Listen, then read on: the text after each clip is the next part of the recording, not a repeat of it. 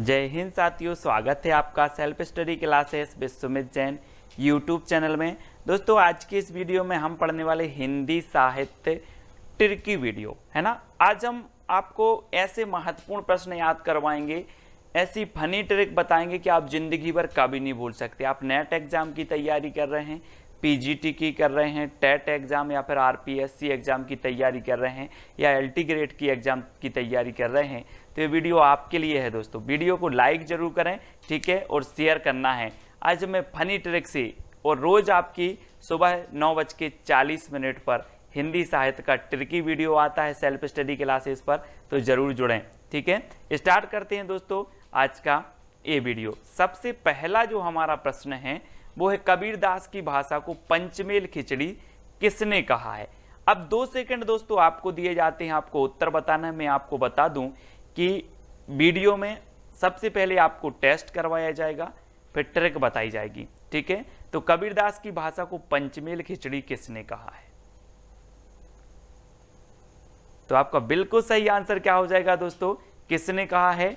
उत्तर होगा श्याम सुंदर दास ने। किसने कहा? श्याम सुंदर दास, यानी कि आ नंबर आपका बिल्कुल सही हो जाएगा। अब एक चीज बताना दोस्तों कि जो पंचमेल खिचड़ी बनेगी वो कैसी बनेगी, सुंदर बनेगी कि नहीं बनेगी। सुंदर बनेगी ना, तो पंचमेल खिचड़ी कौन बोलेगा? श्याम सुंदर दास बोलेंगे ना। अब पंचमेल खिचड़ी है तो बहुत सुंदर बनेगी, तो श्याम सुंदर दास, यानी कि आपका आ नंबर जो है वो बिल्कुल सही हो जाएगा। ठीक है दोस्तों, फनी ट्रिक से याद करवाएंगे आपको, सिर्फ पूरा वीडियो देखना है। सत्यवती कथा के रचनाकार कौन है? अब 4 विकल्प हैं, 2 सेकंड भी आपको दिए जाते हैं, फिर मैं आपको फनी ट्रिक से याद भी करवा दूंगा। तो आपका बिल्कुल सही आंसर क्या हो जाएगा, सत्यवती कथा के जो रचनाकार हैं दोस्तों वो कौन है? ईश्वरदास। आपने बिल्कुल सही आंसर बताया, ईश्वरदास। अब इसको कैसे याद रखना है दोस्तों, एक चीज बताना कि जो ईश्वर हैं, ईश्वर की जो कथा होती है वो कैसी होती है, सत्य होती कि नहीं होती। अब उत्तर तो आपके हाथ है ना, वो कैसी होती है? सत्य होती है। ईश्वर की कथा हमेशा सत्य होती है, तो सत्यवती कथा के रचनाकार कौन होंगे?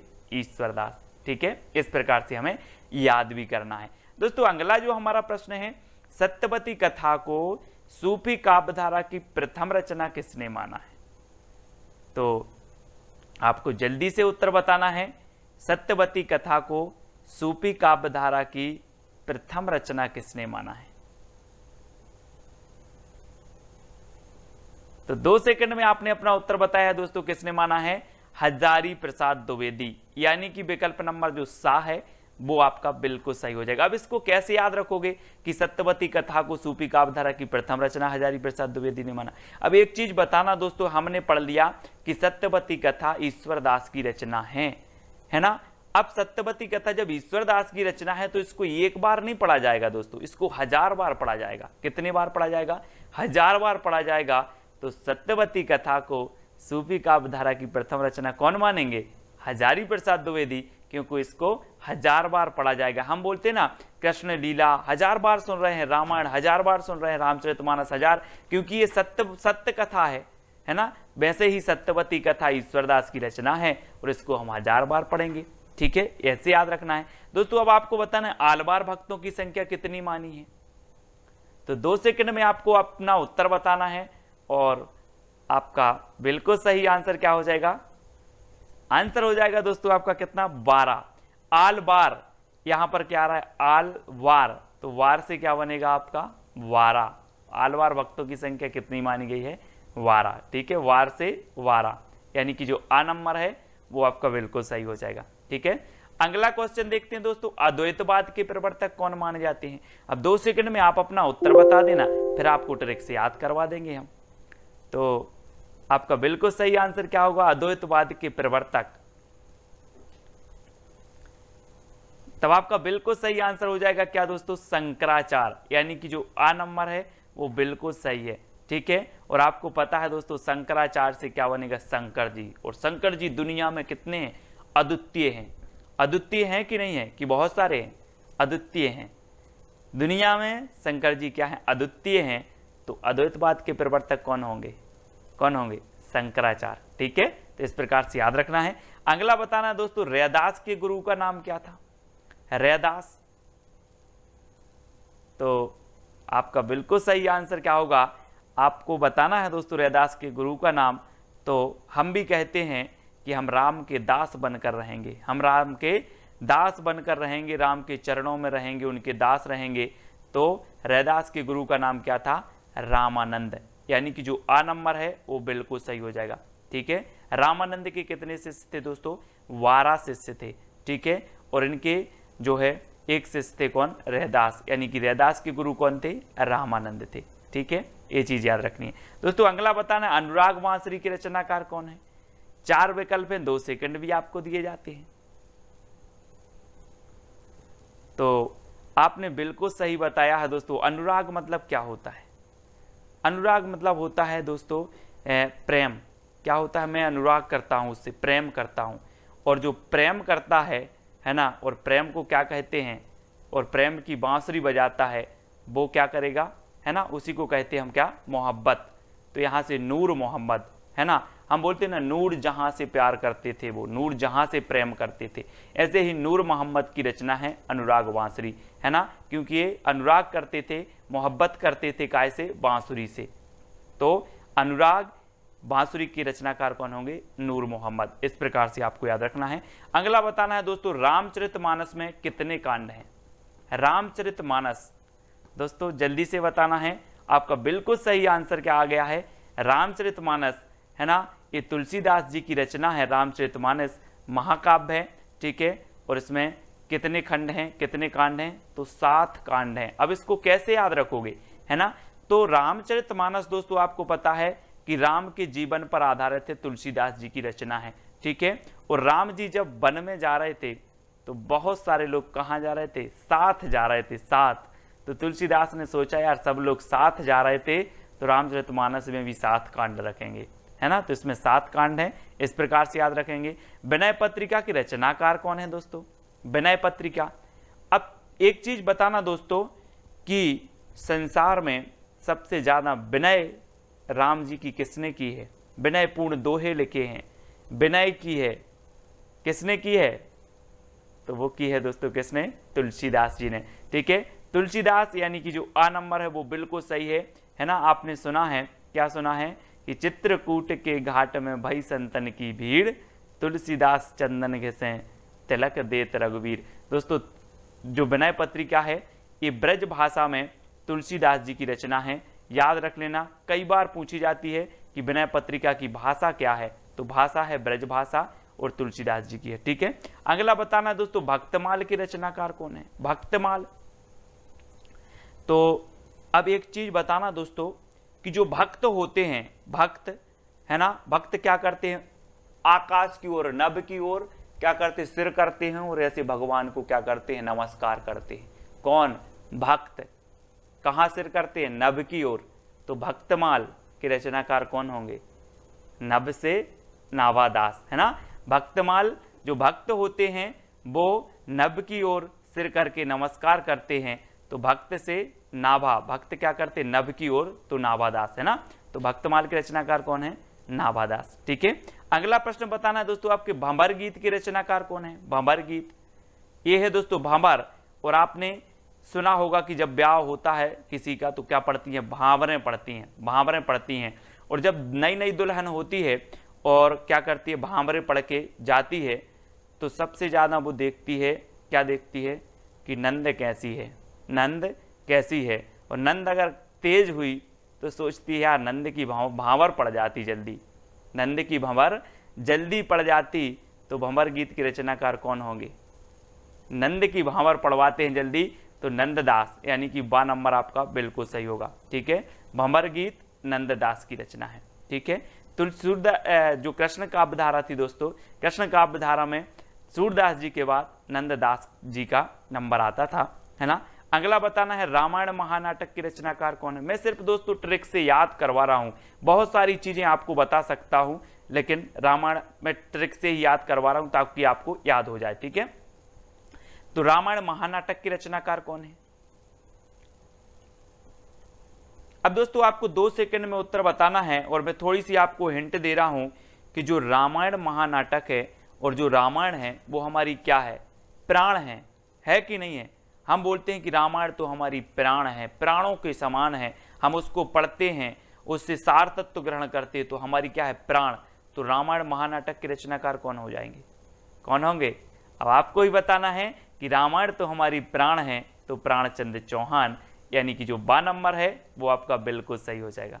ठीक है, अगला प्रश्न देखते हैं दोस्तों, रामचंद्रिका को छंदों का अजायब घर किसने कहा है? अब दोस्तों सबसे पहली बात तो यही आती है, एक क्वेश्चन पूछा जाता है कि छंदों का अजायब घर किसे कहा जाता है, तो आप बता देते हो केशवदास की रामचंद्रिका को। ठीक है, लेकिन रामचंद्रिका को छंदों का अजायब घर कहा किसने है? तो एक चीज बताएं कि जिसने इस रामचंद्रिका का स्वरूप देखा होगा वो ही बता सकता है कि ये छंदों का अजायब घर है। अगर ये पुस्तक बंद है, इसको देखकर आप बता सकते हो कि इसके अंदर क्या है? नहीं बता सकते ना। जिसने रामचंद्रिका का स्वरूप देखा वही बताएगा कि ये छंदों का अजायब घर है। तो राम स्वरूप चतुर्वेदी, इन्होंने स्वरूप देखा और इन्होंने बता दिया कि ये क्या है, छंदों का अजायब घर है। और 12 नंबर आपका बिल्कुल सही हो जाएगा। ठीक है ना, फनी ट्रिक याद हो जाएगा दोस्तों, पूरा वीडियो जरूर देखना है। मधुमालती के रचनाकार कौन है? मधुमालती, आपने दोस्तों एक वो सुना होगा कि बैर कराते मंदिर मंदिर मस्जिद और मेल कराती मधुशाला, एक सुना है ना आपने। तो आपने देखा होगा कि समाज में कई ऐसे लोग होता है उनका मंझनई मधु से होता है। कैसे होता है? मंझन मधु से होता है। तो मंझन मधु से होता है तो मधुमालती के रचनाकार कौन होंगे? मंझन होंगे ना, मंझन यानी आ नंबर आपका बिल्कुल सही हो जाएगा।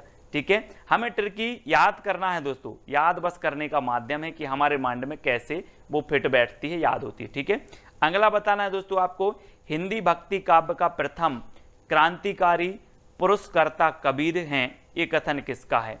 हिंदी भक्ति काव्य का जो काव्य के प्रथम क्रांतिकारी पुरस्कर्ता कबीर हैं, ये कथन किसका है? तो ये चीज तो कौन बता देंगे? बच्चे बता देंगे, सभी को पता है। कौन बता देंगे? बच्चे भी बता देंगे कि हिंदी भक्ति काव्य के जो प्रथम क्रांतिकारी कवि हैं वो कबीर हैं। बच्चा भी बता देगा साहब, क्योंकि भक्ति से ओतप्रोत थे, कबीरदास ने समाज को फटकारा और भक्ति से, तो ये बच्चे बता देंगे। तो बच्चन सिंह का कथन होगा, किसका होगा? बच्चन सिंह, यानी कि जो आ नंबर है वो बिल्कुल सही होगा। हिंदी भक्ति काव्य का प्रथम क्रांतिकारी पुरस्कर्ता कबीर हैं, ये कथन किसका है? बच्चन सिंह का। ठीक है, इस प्रकार से कथन भी याद हो जाएंगे आपको, आप बिल्कुल चिंता न करें। निरंतर सीरीज देखना है रोज 9:30 पर, आपकी रोज सुबह 9:30 पर ट्रिकी वीडियो होगा। ठीक है, तो जरूर देखें। और रात्रि 9 बजे आपकी हिंदी साहित्य की विस्तृत क्लास होती है, तो उसको भी देखना है। गुरु नानक का जन्म हुआ था तो कहाँ हुआ था दोस्तों? सिख संप्रदाय के प्रवर्तक माने जाते हैं गुरु नानक। अब यहां पर क्या आ रहा है? नानक, नाना आ रहा है तो ननकाना, नानक ननकाना, है ना, इस प्रकार से। तो गुरु नानक का जन्म हुआ था कहां पर? ननकाना। आ नंबर आपका बिल्कुल सही हो जाएगा। अगला बताना दोस्तों, नगेंद्र के अनुसार प्रथम सूफी काव्य रचना कौन सी है? सूफी काव्य धारा आपने पढ़ी होगी भक्ति काल में, अब सूफी काव्य रचना बतानी है तो नगेंद्र के अनुसार बताना है। तो जल्दी से बताएं, 2 सेकंड में आपको। तब आपका राइट आंसर क्या हो जाएगा दोस्तों? वो मैं आपको बता रहा हूं, थोड़ा सा हिंट दे रहा हूं कि अगर आपके सामने नांग आ जाए तो आप हंसोगे कि दौड़ लगा दोगे? है ना, अगर अचानक आपके सामने ऐसे करके नांग आ जाए तो आप हंसोगे कि दौड़ लगा दोगे? है ना, दौड़ लगा देंगे। तो नगेंद्र के अनुसार जो सूफी काव्य की प्रथम रचना है वो हंसावली है। कौन सी है? हंसावली। ठीक है, याद रख लेना, हंसना नहीं है, हंसना नहीं है। अगर नांग आ जाए तो हंसना नहीं है, दौड़ लगा देना है। तो हंसावली है, सभी लोग याद रखेंगे। ठीक है, अगला बताना है दोस्तों आपको, सुंदर विलास किसका ग्रंथ है? सुंदर विलास। तो प्रश्न क्रमांक 18 है और 2 सेकंड है, बिल्कुल आप आसानी से बता देंगे कि सुंदर आ रहा है तो सुंदर विलास सुंदरदास का ही होगा। ठीक है, सुंदरदास, ये बिल्कुल सही है आपका।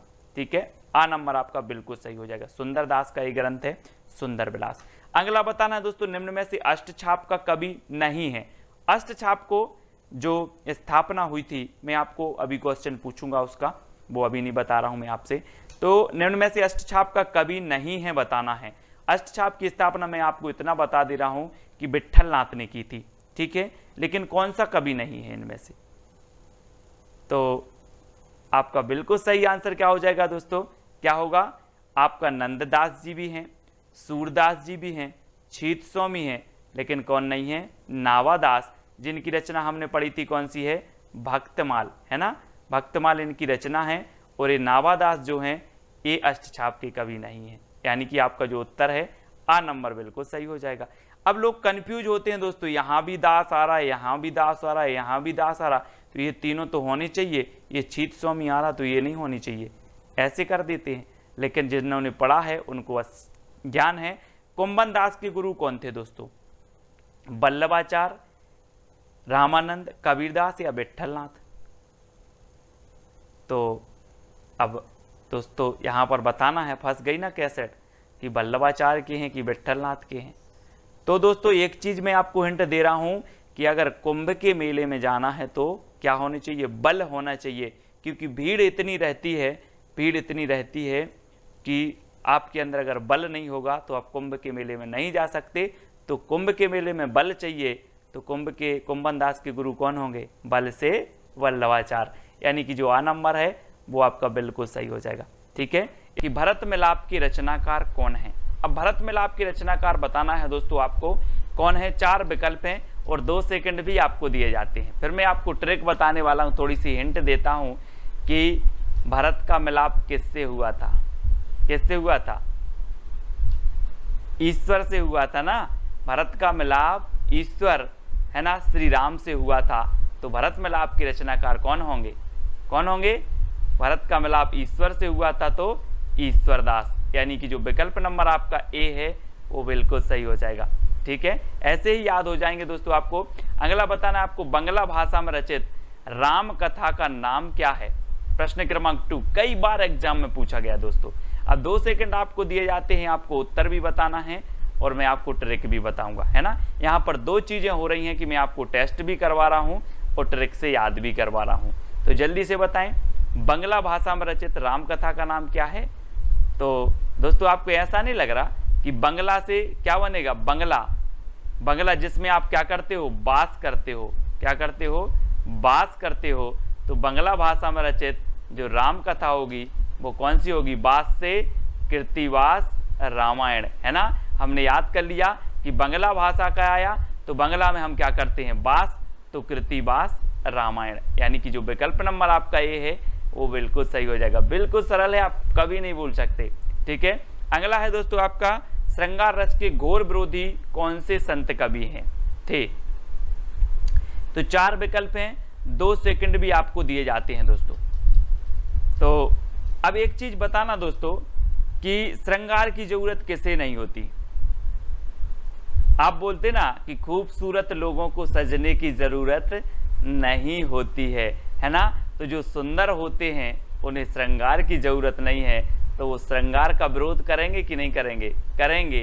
तो श्रृंगार रस के विरोधी कवि कौन होंगे? जो सुंदर होंगे, यानी कि सुंदरदास। और दा नंबर आपका बिल्कुल सही हो जाएगा। अब आप कभी नहीं भूलोगे दोस्तों, है ना। अगला बताना दोस्तों, संत काव्य का प्रधान रस कौन सा है? संत काव्य धारा भक्ति काल की जो संत काव्य धारा थी, है ना, वो बताना है, जिसे ज्ञान मार्गी शाखा भी कहा जाता है। अब इसका जो प्रधान रस है वो कौन सा है? ये 4 विकल्प है, 2 सेकंड आपको बताना। मैं आपको हिंट दे रहा हूं दोस्तों कि दुनिया में संत क्यों बनते हैं? आदमी क्यों बनते हैं? आत्म शांति के लिए, कि मुझे आत्म शांति मिलेगी, इस दुनिया की भाग दौड़ में कुछ नहीं रहा है। तो संत काव्य धारा में संत बने व्यक्ति तो आत्म शांति के लिए, तो संत काव्य का प्रथम जो प्रधान रस होगा वो कौन सा होगा? शांत रस, है ना, क्योंकि ये शांति के लिए ही तो संत बने हैं। तो आ नंबर आपका बिल्कुल सही हो जाएगा, ठीक है। अब अगला क्वेश्चन है दोस्तों, कबीर को वाणी का डिक्टेटर कहने वाले आलोचक कौन थे? तो कौन थे? 4 विकल्प हैं, 2 सेकंड में आपको अपना उत्तर बताना है। और फिर मैं आपको हिंट दे रहा हूं कि दोस्तों कबीर की वाणी थी ही ऐसी कि उन्हें वाणी का डिक्टेटर एक बार नहीं 1000 बार बोलो, 1000 बार बोलो तब भी वो वाणी के डिक्टेटर थे। 1000 बार बोलोगे तो हजारी प्रसाद द्विवेदी, है ना। वाणी के डिक्टेटर किसने बोला?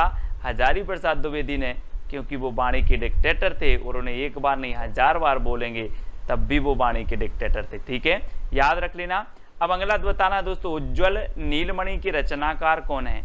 4 विकल्प हैं, 2 सेकंड है आपके पास, उत्तर भी आपको बताना है। अगर बनता है तो कमेंट में उत्तर लिखते जाइए आप। उज्ज्वल नीलमणि की रचनाकार कौन है आपको बताना है। तो एक बताना दोस्तों कि आप लोग पढ़ते ना कि ज्यों ज्यों बूढ़े श्याम रंग त्यों त्यों उज्ज्वल होए, है ना। तो क्या हो रहा है? उज्ज्वल रूप, क्या हो रहा है? रूप उज्ज्वल हो रहा है। तो उज्ज्वल रूप हो रहा है तो उज्ज्वल नीलमणि के रचनाकार कौन होंगे? कौन होंगे? रूप गोस्वामी, है ना, क्योंकि क्या हो रहा है? रूप उज्ज्वल हो रहा है। ठीक है, तो डी नंबर आपका बिल्कुल यहाँ पर सही आंसर हो जाएगा, है ना। अगला बताना दोस्तों, विशिष्टाद्वैतवाद के प्रवर्तक कौन है? 4 विकल्प हैं, 4 में से एक का चयन करना है, विशिष्टाद्वैतवाद के प्रवर्तक बताना है। और मैं आपको बता दूं कि इस संसार में विशिष्ट कौन है? कौन है विशिष्ट? राम, है ना, राम, है ना। तो विशिष्टाद्वैतवाद के कौन होंगे? रामानुजाचार्य, यानी कि जो विकल्प नंबर आपका 1 है वो सही है ना। यहाँ पर कहा कि सर संसार में विशिष्ट हैं कौन? राम। तो विशिष्टाद्वैतवाद के प्रवर्तक कौन माने जाएंगे? रामानुजाचार्य। ठीक है, यानी यह नंबर आपका बिल्कुल सही हो रहा है। अगर दोस्तों वीडियो आपको याद हो रहा है, प्रश्न याद हो रहे हैं, ट्रिक अच्छी लग रही है तो वीडियो को लाइक करके अपने मित्रों तक शेयर जरूर करें। अब बीसल देव रासों के रचनाकार बताना है दोस्तों। बीसल देव, है ना, रासों के रचनाकार कौन होंगे? 2 सेकंड में आपको उत्तर बताना है। तो आपका बिल्कुल सही आंसर क्या हो जाएगा? क्या हो जाएगा? ये रचना कई बार पूछी गई है दोस्तों। और आपको बता दूं कि अजमेर के राजा के प्रेम प्रसंग या वियोग से संबंधित है ना। तो ये श्रृंगारिक रचना मानी जाती है और गीति काव्य मानी जाती है, बीसल देव रासो, है ना। और इसके जो रचनाकार हैं वो कौन है? नरपति नाल, है ना। और मैंने आपको कई बार याद करवाया है कि पति कितने नहीं होते? 20 नहीं होते, 1 होते हैं। तो बीसल देव रासो के रचनाकार कौन होंगे? नरपति नाल, है ना, नरपति नाल। इस प्रकार से याद रखेंगे। अब अगला बताना है दोस्तों, हिंदी का प्रथम दैनिक समाचार पत्र समाचार सुधावर्षण के संपादक कौन थे? समाचार सुधावर्षण, सबसे पहले तो ये चीज याद रखनी है कि ये हिंदी का प्रथम दैनिक समाचार पत्र था। ठीक है, और मैं आपको बता दूं कि इसका प्रकाशन हुआ था 1854 में। कहाँ से हुआ था? कलकत्ता से। ठीक है, कलकत्ता से हुआ था। लेकिन इसके संपादक कौन थे? तो ये चीज आपको बतानी है दोस्तों। एक चीज बताना जरा आप कि जो आप समाचार देखते हो तो सुंदर सुंदर समाचार, है ना, आप चाहते हो यार सुंदर सुंदर समाचार मिल जाए, अच्छी अच्छी है ना, सनसनी खबर मिल जाए, सुंदर सुंदर। तो जो समाचार सुधावर्षण है ना, सुधावर्षण, और सुधा तो कैसी रहती है? सुंदर रहती है ना। सुधा यानी अमृत, और अमृत कैसी रहती है? अमृत रहता है आपका कैसा? सुंदर। तो श्याम सुंदर सेन, है ना, ये संपादक थे। 1854 में इसका प्रकाशन हुआ था। हिंदी का प्रथम दैनिक समाचार पत्र है और ये प्रकाशन हुआ था कलकत्ता से। तो ये चीज भी आपको याद रखनी है दोस्तों। अगला है, सूरदास के गुरु का नाम क्या था? अब सूरदास जी आ गए, ये वात्सल रस के सम्राट कहे जाते हैं, है ना। 2 सेकंड आपको याद बताते हैं दोस्तों, फिर आपको बताना 2 सेकंड में आप उत्तर बताएंगे। और मैं आपको बता रहा हूं दोस्तों कि सूरदास जो थे, इन्होंने इतनी रचनाएं लिखी हैं, इतने दोहे लिखे हैं, जिसमें बल होगा वही तो लिखेगा कि नहीं लिखेगा? जिसमें बल होगा वही लिखेगा। तो सूरदास जी के गुरु भी कौन होंगे? वल्लभाचार्य। और इन्होंने सूरदास को इतना बल दिया कि इन्होंने बहुत बहुत दोहे लिखे। और रामचंद्र शुक्ल ने तो इन्हें वात्सल रस का क्या कह दिया? सम्राट कह दिया। और है ना, और इन्हें दोस्तों कह दिया, क्या कह दिया कि जो सूरदास हैं वो क्या है? वात्सल रस का कोना कोना घुमाए हैं, है ना। इनके अलावा इस रस में इतनी प्रतिभा किसी में नहीं थी, सूरदास जी में। और सूरदास जी के जो गुरु थे वो कौन थे?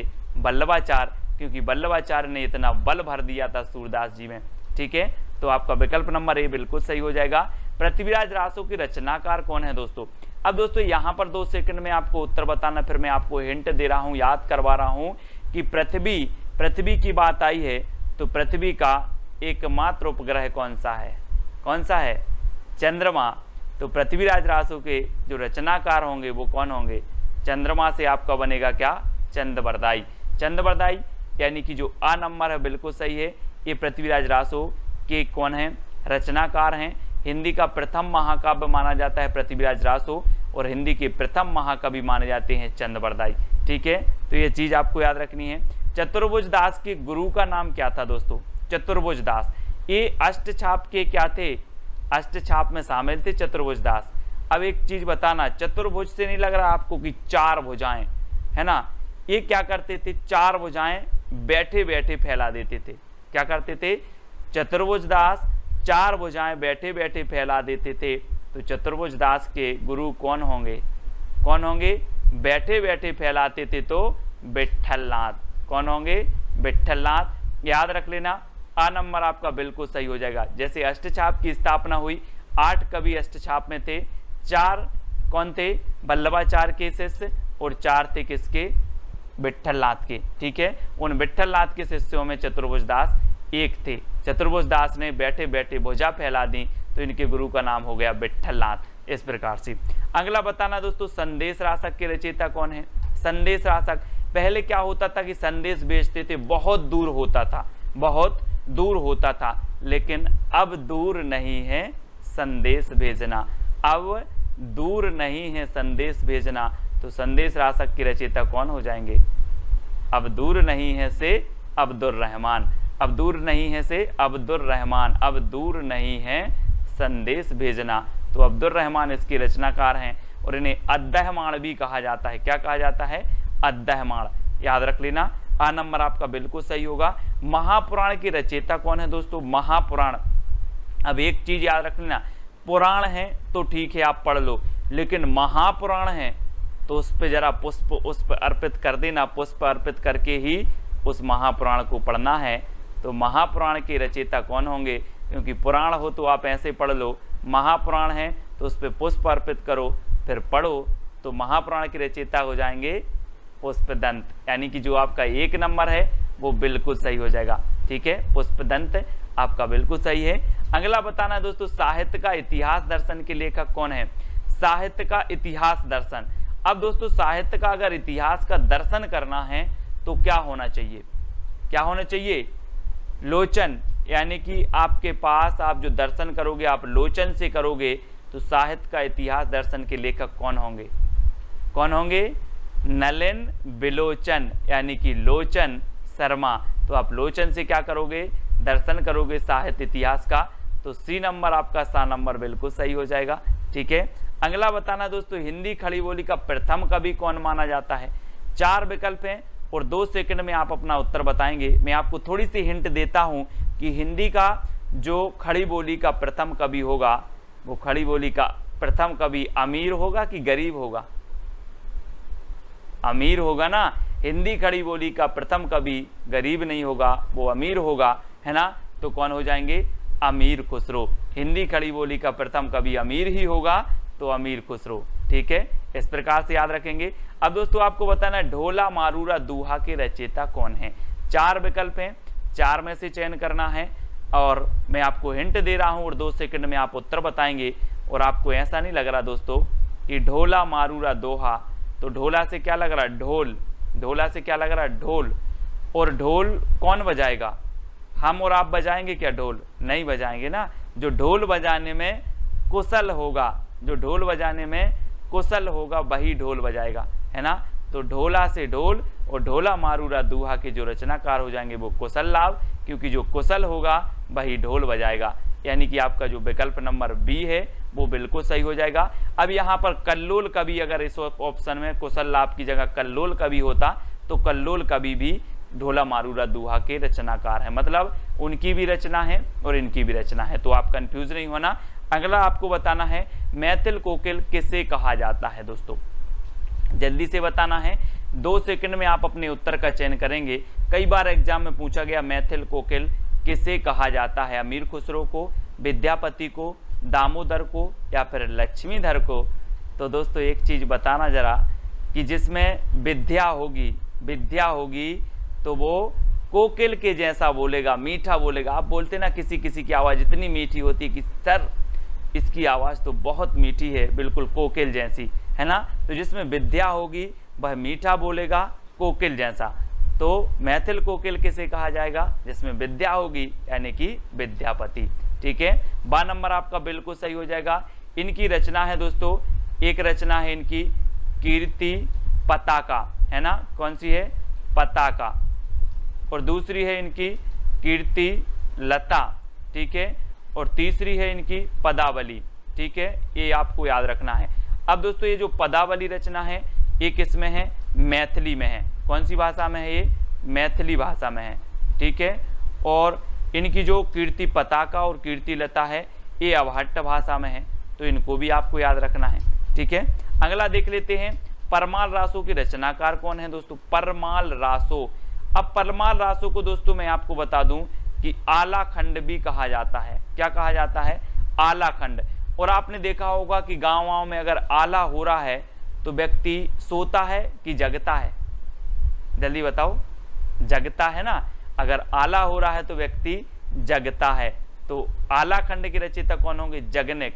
और ऐसे भी याद रखें जैसे परमाल, यानी कि दूसरों का माल, दूसरों की जो सामग्री है उसको अगर चोर चुराते हैं तो क्या करते हैं? जगते हैं, रात में जगते हैं, तो भी जगने का आपका आ नंबर बिल्कुल सही हो जाएगा। परमाल को चुराना है तो जगना पड़ेगा, तो जगने, है ना।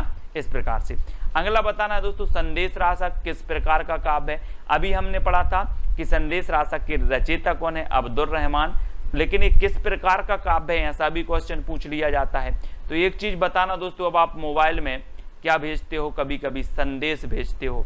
संदेश हमेशा भेजते हो, व्हाट्सअप चल गया अब तो, है ना। संदेश भेजते हो तो कभी कभी आपका संदेश क्या हो जाता है? खंडित हो जाता है। बोले ये तो गया ही नहीं यार, खंडित हो गया। खंडित हो गया ना। क्या खंडित हो गया? संदेश खंडित हो गया। तो ये संदेश रासक जो काव्य है ये कौन सा होगा? खंड काव्य। कौन सा होगा?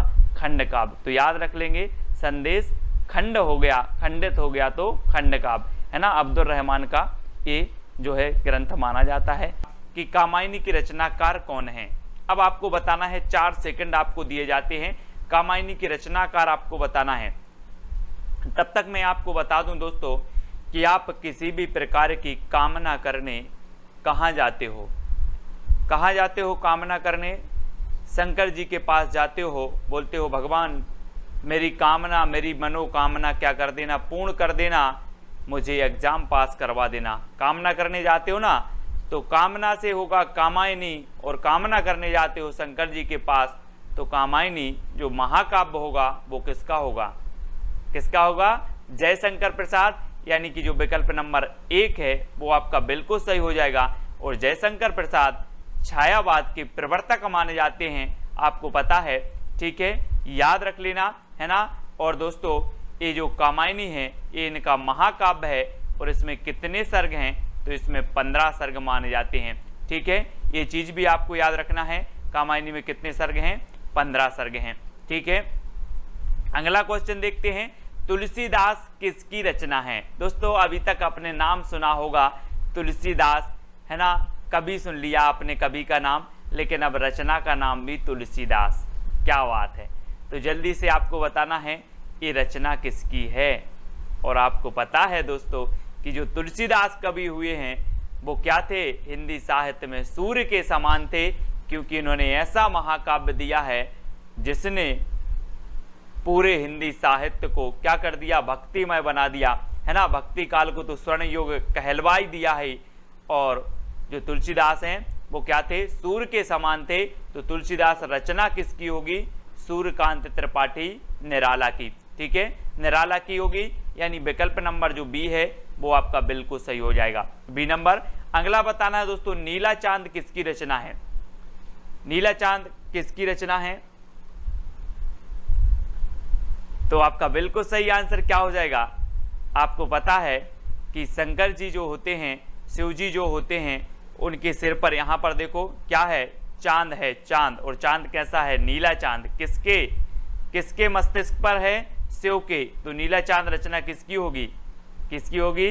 शिव प्रसाद से है, यानी कि जो आपका विकल्प नंबर आ है वो बिल्कुल सही हो जाएगा। कभी भी आपसे पूछा जाएगा, आप कभी नहीं बोलेंगे नीला चांद किसकी रचना, आपसे पूछा जाएगा बोले नीला चांद तो शिव जी के मस्तिष्क पर यानी कि शिव प्रसाद से है। ठीक है, अगला बताना है राग दरबारी की रचनाकार कौन है। राग दरबारी, जी हाँ दोस्तों, राग दरबारी बताना है।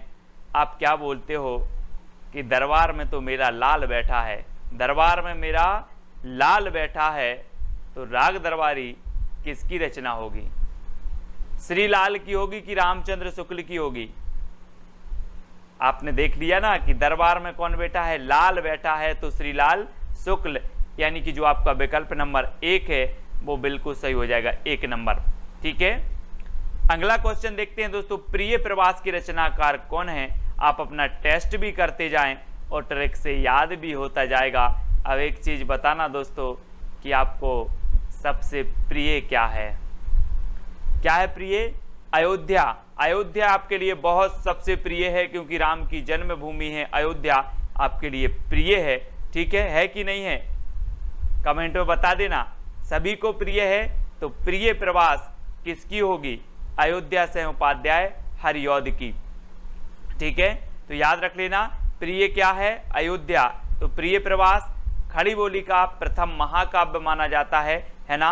प्रिय प्रवास और अयोध्या से उपाध्याय हरिऔध का है, और हरिऔध द्विवेदी युग के कवि माने जाते हैं। तो ये चीज भी आपको याद रखनी है। कितनी नाव में कितनी बार की रचनाकार कौन है? कितनी नाव में कितनी बार। अब आपसे कहा जाए कि आप कितनी नाव में कितनी बार बैठे, तो बोले सर अज्ञे, पता नहीं मुझे, बहुत बार बैठे। अज्ञे है, क्या है? अज्ञे है, अज्ञात है ना? तो कितनी नाव में कितनी बार? अज्ञे। कितनी नाव में कितनी बार? अज्ञे। तो विकल्प नंबर जो आ है वो बिल्कुल सही हो जाएगा। ठीक है, प्रयोगवाद के श्रेष्ठ कवि माने जाते हैं दोस्तों अज्ञे जी। ठीक है, नेक्स्ट बताना है आपको, अशोक के फूल किसकी रचना है? 4 विकल्प हैं, अशोक के फूल बताना है, और मैं आपको बता दूं कि 2 सेकंड में आप अपने उत्तर का चयन कर लेना। और जो अशोक के फूल है दोस्तों, चित्र में भी आप देख रहे हैं कि अशोक एक फूल फूलेगा कि 1000? अशोक में कितने फूल होंगे? एक फूल होगा कि 1000 फूल होंगे? तो आपने सही बताया कि सर 1000 फूल होंगे। तो अशोक के फूल रचना किसकी हो जाएगी? किसकी होगी? 1000 फूल होंगे तो हजारी प्रसाद द्विवेदी, यानी कि जो विकल्प नंबर आपका आ है वो बिल्कुल सही हो जाएगा। ठीक है, अब अगला बताना है दोस्तों, जूही की कली रचनाकार कौन है? जूही की कली के रचनाकार, ये दोस्तों प्रथम छंद मुक्त रचना मानी जाती है। ठीक है, और जब जूही की कली है, जूही की कली है, तो ये कली कैसी होगी? निराली ही होगी, है ना?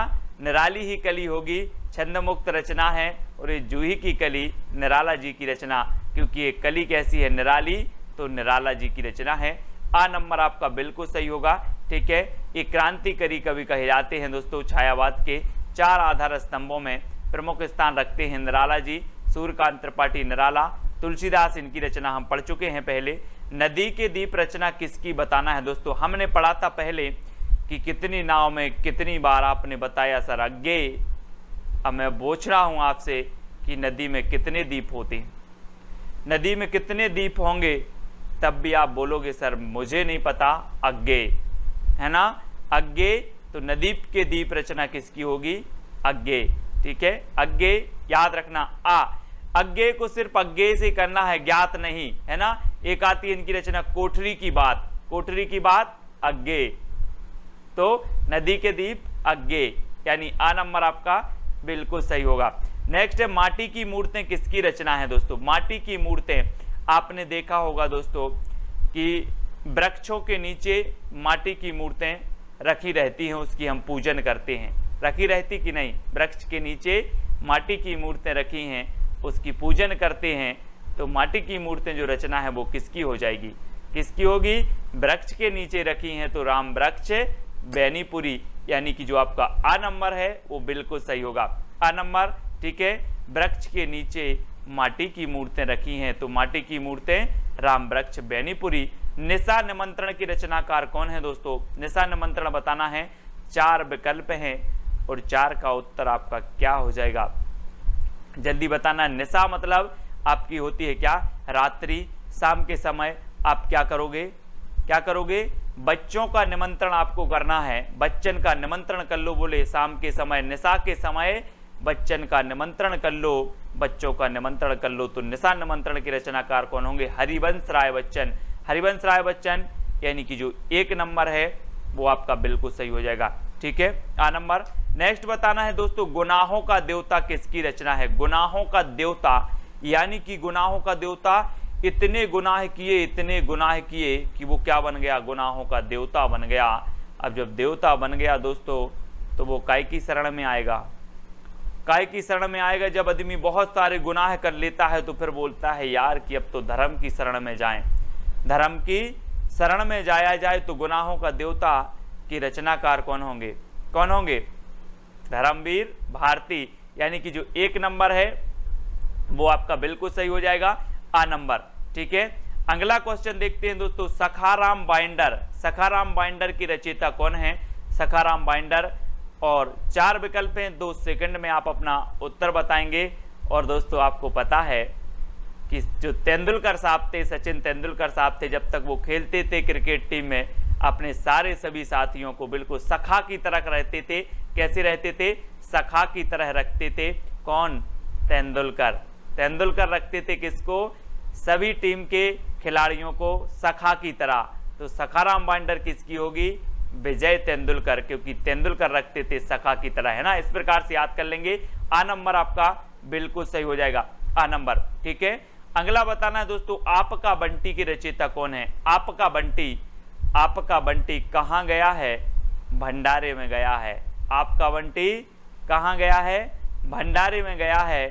तो आपका बंटी की रचयिता कौन होंगे, कौन होंगे, मन्नू भंडारी। कौन होंगे, मन्नू भंडारी।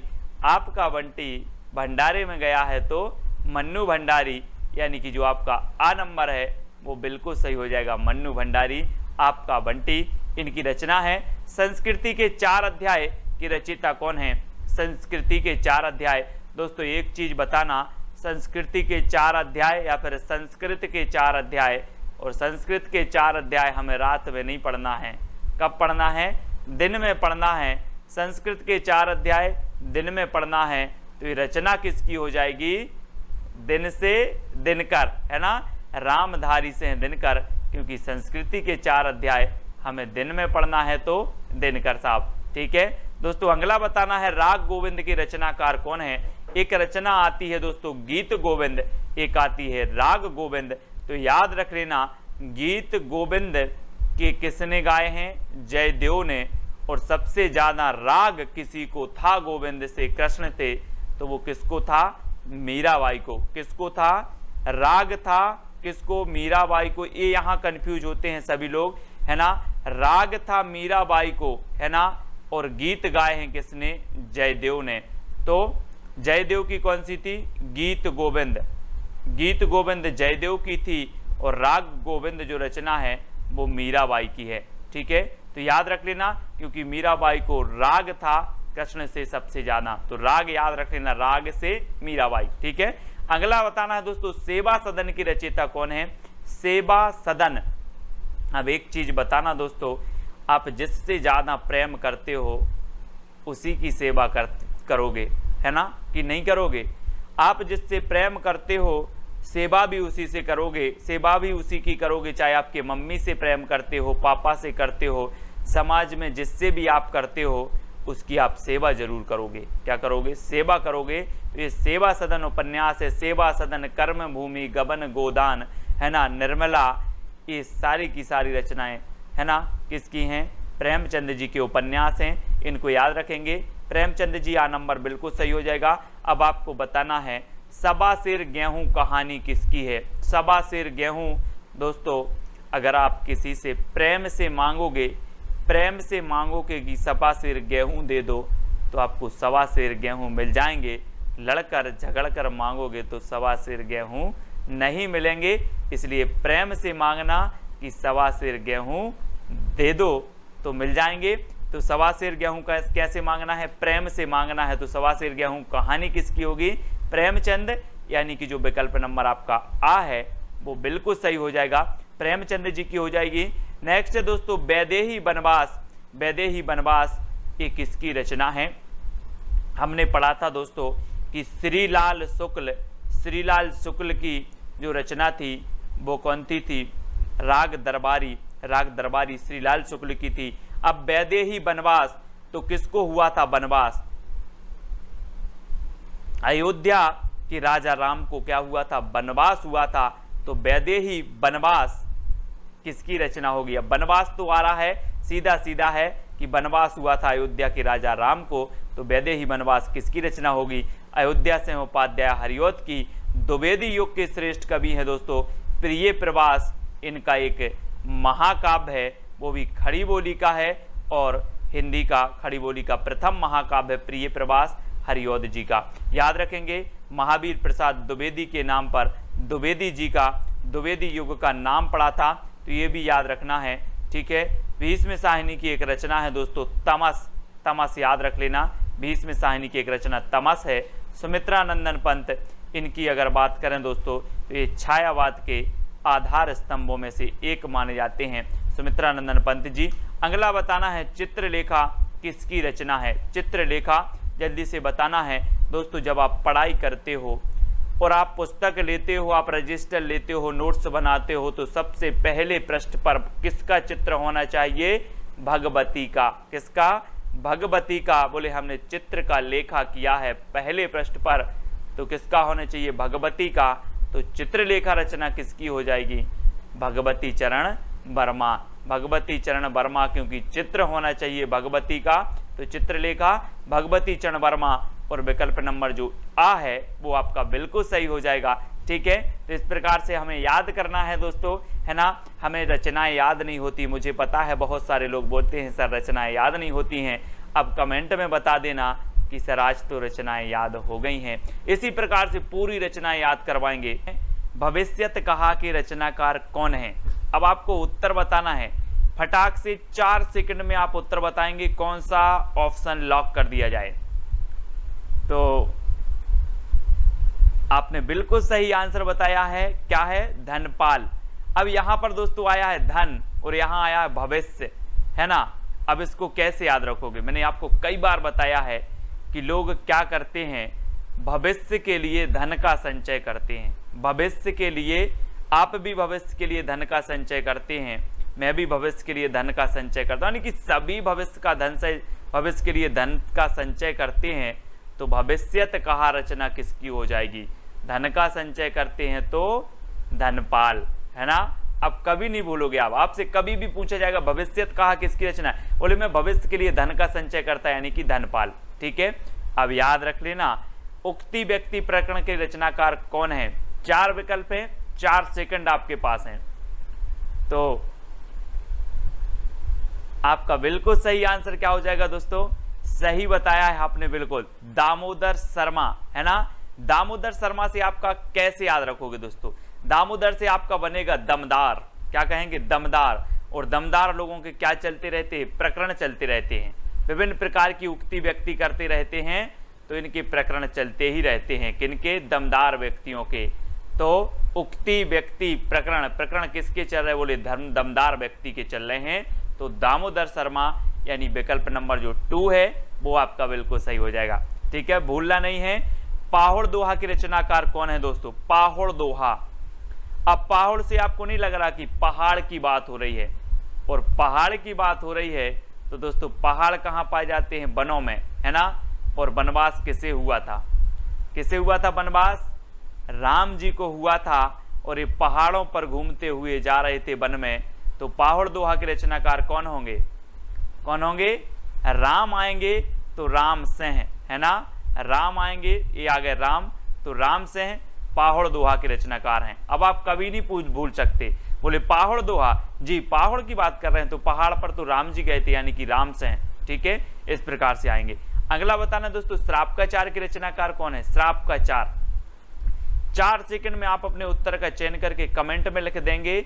और मैं आपको छोटी सी हिंट दे रहा हूं कि जब आप देव के पास जाते हैं, कोई भी देव के पास जाते हैं, भगवान के पास जाते हैं, तो आप क्या बन के जाते हो? श्रावक बन के जाते हो, सेवक बन के जाते हो कि भगवान मुझे भी सेवा का मौका दो। सेवक बन के जाते हो, श्रावक बन के जाते हो। तो श्रापकाचार्य रचना किसकी होगी? किसकी होगी?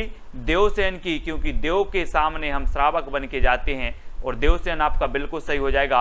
और दोस्तों मैं आपको बता दूं कि जो श्रावकाचार है ये हिंदी की प्रथम रचना मानी जाती है ना। 933 ईस्वी इसका रचना काल माना जाता है। ठीक है, सभी लोग याद रखेंगे। और देवसेन की हमने याद कर ली श्रावकाचार, दामोदर शर्मा की उक्ति व्यक्ति प्रकरण, सरहपा की दोहा कोश। सरहपा की दोहा कोश तो अधिकांश लोगों को पता ही होगा, है ना। नहीं तो आप बोलो कि सर दोहा सुनाओ, सर से सरहपा और दोहा सुनाओ तो दोहा कोश, है ना। और राम से की पाहड़ दोहा, ये तो आपको याद है। नेक्स्ट है वर्ण रत्नाकर के रचनाकार कौन है? दोस्तों मैंने आपको कई बार याद करवाया है कि वर्ण रत्नाकर, यानी कि आपको वर्ण की बात हुई है तो वर्ण जो होते ना अपने अनार का, आम का, अपने पढ़े होंगे अपन हिंदी साहित्य वाले, है ना। तो वर्ण रत्नाकर यानी कि वर्ण, और वर्ण हमें कैसे पढ़ना है? ज्योति में पढ़ना है, ज्योति में, अंधेरे में नहीं पढ़ना वर्णों को, नहीं तो अनार को उल्लू का बोल दो। इसलिए वर्णों को ज्योति में पढ़ना है। तो वर्ण रत्नाकर के रचनाकार कौन होंगे? ज्योति में पढ़ना है तो ज्योतिरीश्वर ठाकुर। ठीक है, वर्ण रत्नाकर के। अब आप कभी नहीं बोलोगे, मैं बोलूंगा वर्ण रत्नाकर के रचनाकार कौन है, आप बोलोगे सर ज्योति में पढ़ना है, ज्योतिरीश्वर ठाकुर। यानी कि विकल्प नंबर जो आपका बी है वो बिल्कुल सही हो जाएगा। ठीक है, अगला बताना दोस्तों, अपभ्रंश शब्द का सबसे पहले प्रयोग किसने किया? अपभ्रंश शब्द का बताना है दोस्तों। अब एक चीज बताना दोस्तों कि जो अपभ्रंश शब्द का प्रयोग करेगा उसको अपभ्रंश शब्द का पहले से पता होगा जब तो उसने प्रयोग किया। अब जिसको कोई चीज पता नहीं है वो कैसे प्रयोग करेगा? तो अपभ्रंश शब्द का पहले से पता था इसलिए प्रयोग किया। पता से आपका क्या बनेगा? पतंजलि। क्या बनेगा? पतंजलि। तो अपभ्रंश शब्द का पतंजलि को क्या था? पता था, तो इन्होंने क्या कर दिया? अपभ्रंश शब्द का सबसे पहले प्रयोग किया इन्होंने। यानी कि आपका जो आ नंबर है वो बिल्कुल सही हो जाएगा। ठीक है, ऐसे याद रखेंगे। अगला बताना दोस्तों, अपभ्रंश को आभीरों की भाषा किसने कहा है? अपभ्रंश को आभीरों की भाषा किसने कहा है आपको बताना है। 4 सेकंड में आपको बताएंगे। अब दोस्तों एक बार अपभ्रंश ने सोचा कि यार मुझे कोई भी कुछ भी बोलता रहता है, आभीरों की भाषा, कहीं ये भाषा, कहीं बिगड़ी हुई भाषा। अब जो बोलेगा तो क्या मिलेगा? दंड मिलेगा। अगर कोई आभीरों की भाषा मुझे बोलेगा तो क्या मिलेगा? दंड। तो आभीरों की भाषा कौन बोलेगा? दंड से दंडी, है ना। कहा कि आभीरों की भाषा अगर बोला तो क्या मिलेगा? दंड। तो आभीरों की भाषा किसने बोला? दंडी ने। ठीक है, अपभ्रंश को दंडी, है ना, याद रख लेना। आ नंबर आपका बिल्कुल सही होगा। किस विद्वान ने अपभ्रंश को देश भाषा माना? देश भाषा किसने माना? 4 विकल्प में से चयन करना है दोस्तों। और मैं आपको बता देता हूं कि जो देश का बेटा होगा, देश का सन होगा, उसे ही देश का माना जाएगा कि नहीं माना जाएगा? कि जो विदेश का आ रहा उसे देश का मान लिया जाए? जो देश में पैदा हुआ होगा, जो देश का सन होगा, जो देश का बेटा होगा, उसे ही देश का कहेंगे। तो अपभ्रंश को देश भाषा जो कहा है, इन्होंने सोचा कि यार ये तो हमारे ही सन है ना, यहीं उत्पन्न हुआ है। तो सन मतलब ग्रियर्सन, है ना, ग्रियर्सन। इन्होंने देश भाषा कहा है कि अपभ्रंश की जन्म यहीं हुआ है। कहाँ हुआ है? यहीं हुआ है, इसलिए क्या है? देश भाषा है। ये यहीं की क्या है? सन है, सन। ठीक है, तो ग्रियर्सन, ग्रियर्सन साहब के बारे में आपको पता है कि इनका एक ग्रंथ है modern vernacular literature of Hindustan. ठीक है, और ये एशियाटिक सोसाइटी ऑफ बंगाल के निर्देशन में प्रकाशित हुआ था, है ना, मॉडर्न वर्नाकुलर लिटरेचर। और दोस्तों एक प्रश्न और पूछा जाता है कि जो ग्रियर्सन साहब हैं, सर्वप्रथम जो काल विभाजन का प्रयास किया, किसने किया? तो ग्रियर्सन साहब ने किया है सर्वप्रथम। ठीक है, तो याद रख लेना सभी लोग ग्रियर्सन के बारे में। और अपभ्रंश को सबसे पहले देश भाषा कहने वाले हैं तो वो कौन है? ग्रियर्सन साहब। ठीक है, अगला बताना दोस्तों, अवधि का एक अन्य नाम क्या है? अवधि। तो दोस्तों आप लोग विभिन्न प्रकार के कार्य करते हो और उनमें आपको अवधि मिलती है। क्या मिलती है? अवधि। और घर वाले आपसे बोलते हैं कौन सी अवधि मिली, कौन सी अवधि मिली, या अवधि कौन सी ली, अवधि कौन सी ली। तो अवधि का अन्य नाम क्या होगा? कौन सी ली मतलब कौशली। अवधि कौन सी ली? बोले कौशली। ठीक है, तो अवधि का जो अन्य नाम होगा वो क्या होगा? कौशली। अब याद रख लेना अवधि कौन सी ली, है ना, इस प्रकार से। तो कौन सी ली आपको याद रखना है, ठीक है। अगला आपको बताना दोस्तों, अवधि ग्रंथ अवध विलास किसकी रचना है। अवध विलास, आप लोगों ने वो एक गीत सुना होगा दोस्तों, एक गीत है बुंदेलखंड का कि बना की अवधपुरी ससुराल बारात को जय है रे, एक आपने गीत सुना होगा। अवध से क्या हो जाएगा, अवध का लाल, अवध का लाल। तो अवधि ग्रंथ है अवध विलास, और अवध विलास के जो रचनाकार होंगे वो कौन होंगे, लाल दास, क्योंकि अवध का लाल, है ना। तो याद रखना अवधि ग्रंथ है अवध विलास, और अवध विलास के रचनाकार हैं लाल दास। सभी को याद रखें, कभी भूलना नहीं। अगर भूल गए तो एक बार वीडियो फिर से देख लेना। राम काव्य परंपरा की सर्वप्रमुख भाषा है तो कौन सी है। दोस्तों आपको पता है कि राम को भी क्या मिली थी, अवधि मिली थी। बोले आप 14 वर्ष के वनवास को जाओगे, है ना, और इनको अवधि मिल गई 14 वर्ष की, तो अवधि मिली। तो राम काव्य परंपरा की जो सर्वप्रमुख भाषा होगी वो कौन सी होगी, कौन सी होगी, अवधि, ठीक है। याद रख लेना राम काव्य परंपरा की सबसे जो प्रमुख भाषा है वो कौन सी है, अवधि है। और आपको पता है कि राम काव्य धारा के जो श्रेष्ठ कवि हैं वो कौन है, तुलसीदास जी, ठीक है। और तुलसीदास ने दोस्तों सबसे पहले अवधि भाषा का प्रयोग किया, और आपकी जो रामचरितमानस है महाकाव्य है, ठीक है, श्रेष्ठ महाकाव्य है रामचरितमानस।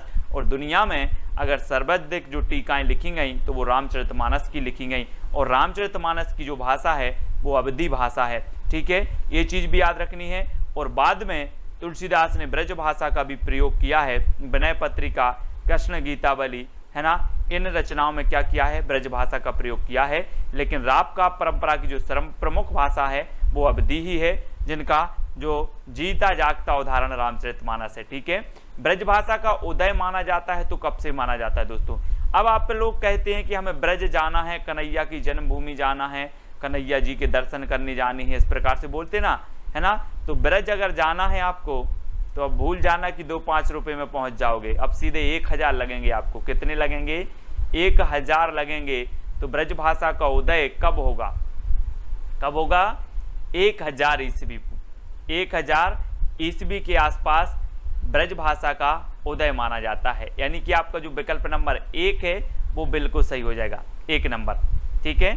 अगला प्रश्न देखते हैं दोस्तों, पश्चिमी हिंदी का विकास अपभ्रंश के किस रूप से हुआ है। ये दोस्तों हम आपको आज पूरी अच्छे से बता रहे हैं, है ना। पश्चिमी हिंदी, पश्चिमी हिंदी आपको पता है, पश्चिमी से क्या होगा, पश्चिमी हिंदी का विकास बनाना है। पश्चिमी से यहाँ पर देखो ये भारत का नक्शा दिया है, ये आपका पूर्वी क्षेत्र है और ये पश्चिमी क्षेत्र है। और पश्चिमी क्षेत्र में कौन सा आता है, गुजरात। और गुजरात में आपको पता है शेर बहुत हैं, शेर बहुत हैं। पश्चिमी राज्य गुजरात और गुजरात में शेर बहुत हैं। तो पश्चिमी हिंदी का जो विकास माना जाएगा वो कैसे माना जाएगा, शेर से सौर सैनी, है ना, सौर सैनी अपभ्रंश से कौन सी निकली, पश्चिमी हिंदी, ठीक है, याद रख लेना है ना। सौर सैनी अपभ्रंश से पश्चिमी हिंदी आई। और मागधी से कौन सी आई, मागधी, मागधी से आई दोस्तों आपकी कौन सी, बिहारी का बंगला ओड़ा असमिया में। इसका एक कोड है वो आपको याद रखना है, बिहारी का बंगला ओड़ा असमिया में, बंगला ओड़ा असमिया, ठीक है, ये याद है आपको और होगा। तो बिहारी से बिहारी हिंदी, ठीक है, और बंगला ओड़ा से उड़िया और असमिया, है ना। ये जो है ये कैसे आई, मागधी से आई, है ना। तो याद रख लेना है, मगध में बिहारी का बंगला ओड़ा असमिया, मगध से बन जाएगा आपका मागधी, है ना। और बिहारी हिंदी, बंगला, उड़िया और असमिया ये सभी कौन से निकली हैं, मागधी से, है ना। और पश्चिमी हिंदी से सौर सैनी से पश्चिमी हिंदी, ठीक है, याद रख लेना।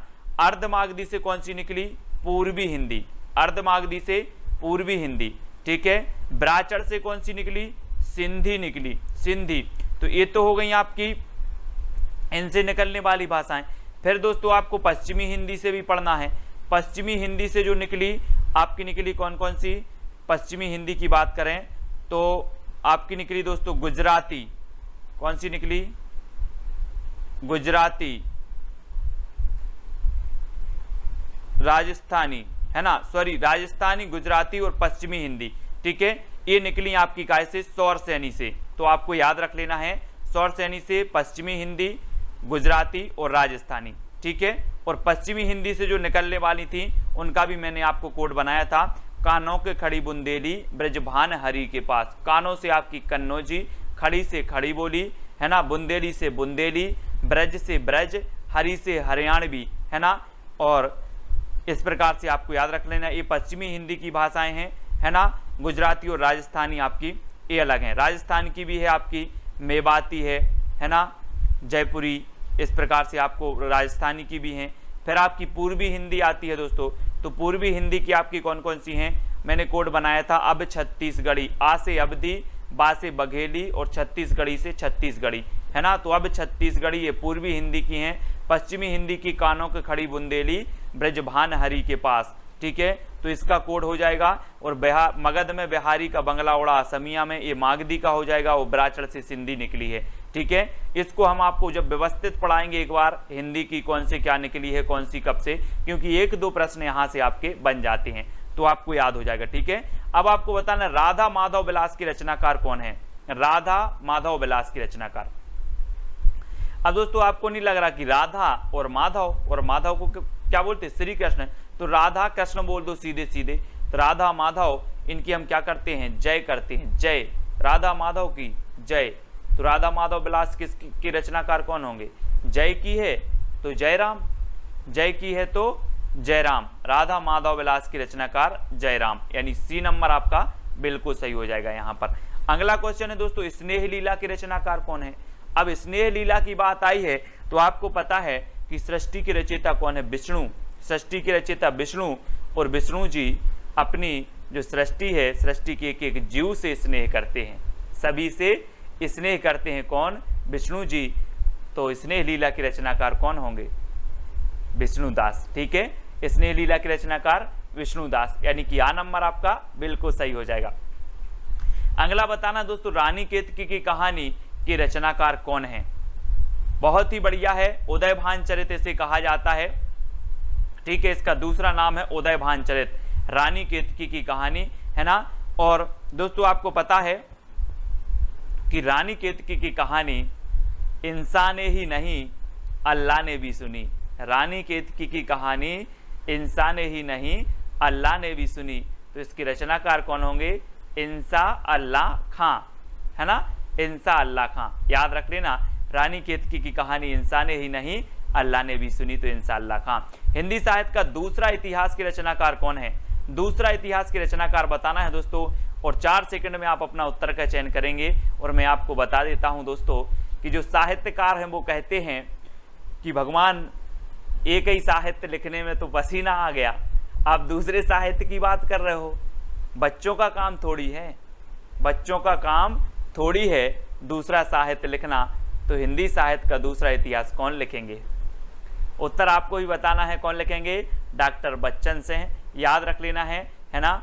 साहित्यकारों ने कहा कि एक इतिहास लिखने में पसीना आ गया, दूसरा इतिहास की बात कर रहे हो, बच्चों का काम है क्या, तो डॉक्टर बच्चन से दूसरा इतिहास, ठीक है। अब याद हो गया होगा दोस्तों। एक और पूछा जाता है हिंदी साहित्य का आधा इतिहास, तो आधा इतिहास ये सुमन राजे का है, किसका है, सुमन राजे का। और आपने देखा होगा दोस्तों कि जो सुमन मतलब होता है क्या, फूल, और फूल किसी को आधा नहीं दिया जाता, नहीं तो कहा कि फूल लिया है आधा इसको दे दो और आधा उसको दे दो, ऐसा होता कहीं नहीं होता। तो सुमन राजे का क्या है, हिंदी साहित्य का आधा इतिहास, और आधा नहीं दिया जाता कभी, सुमन, है ना, फूल, तो याद रख लेना।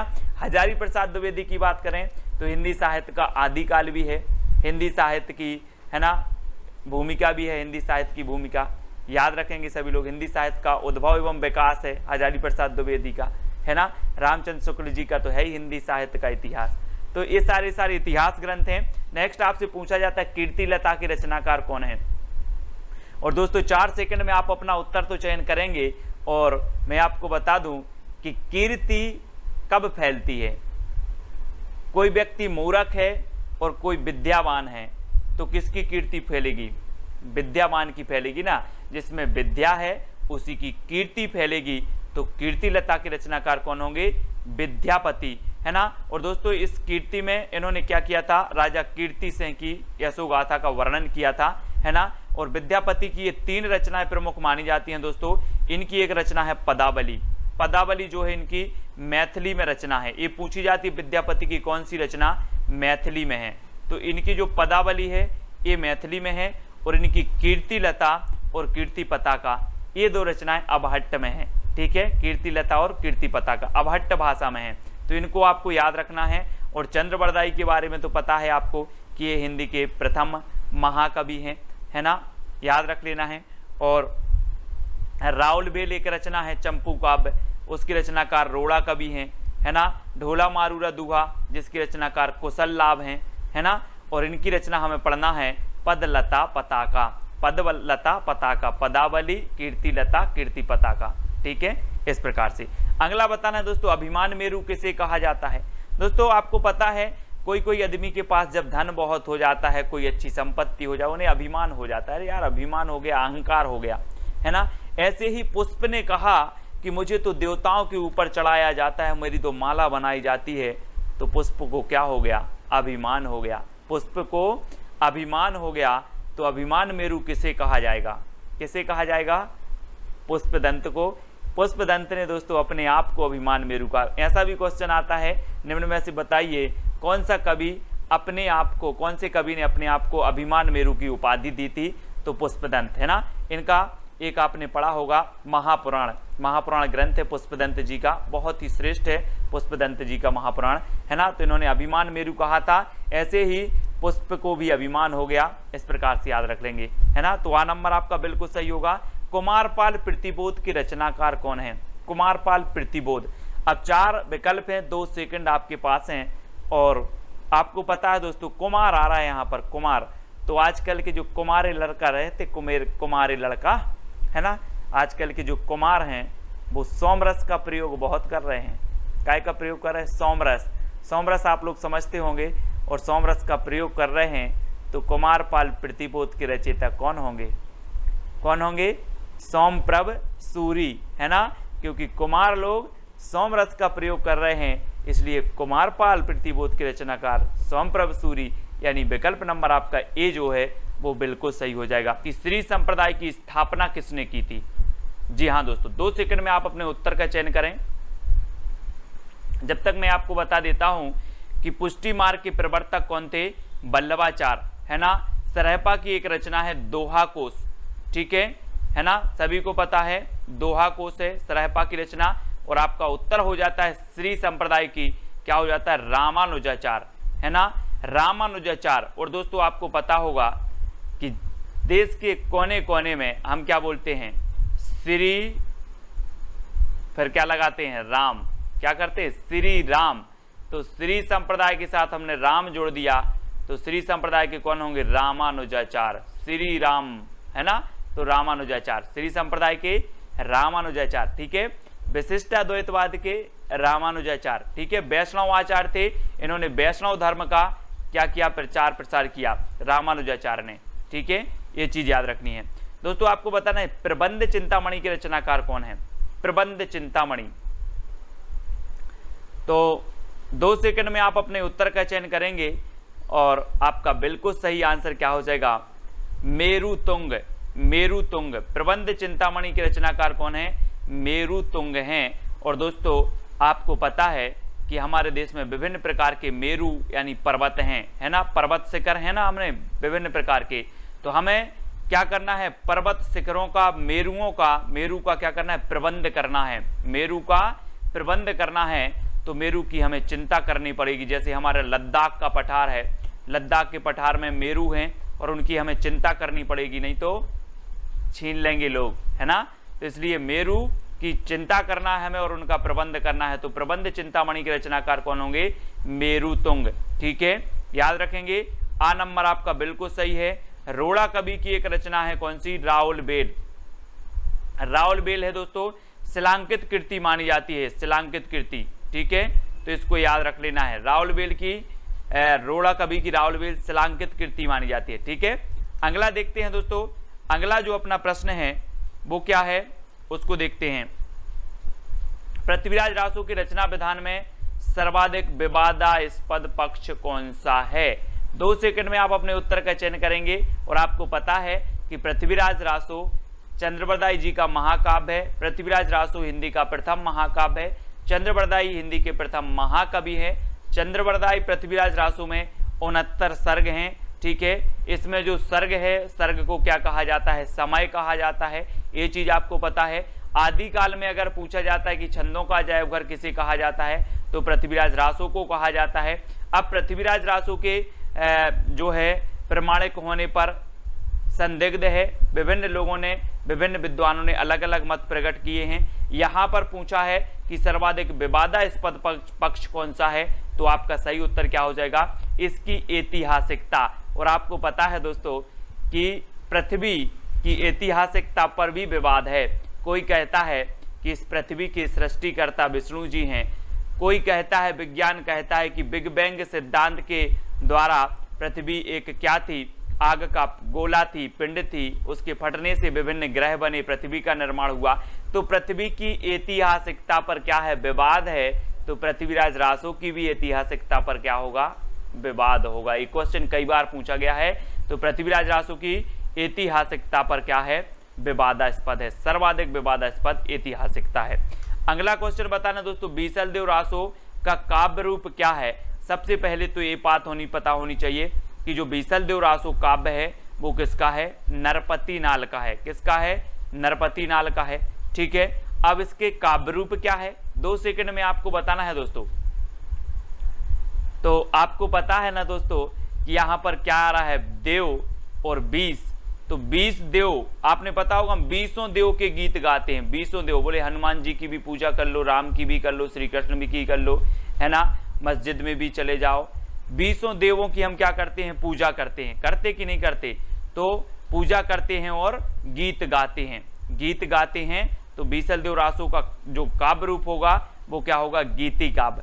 गीति काव्य। ठीक है, और बीसलदेव रासो के रचयिता कौन है? नरपति नाल।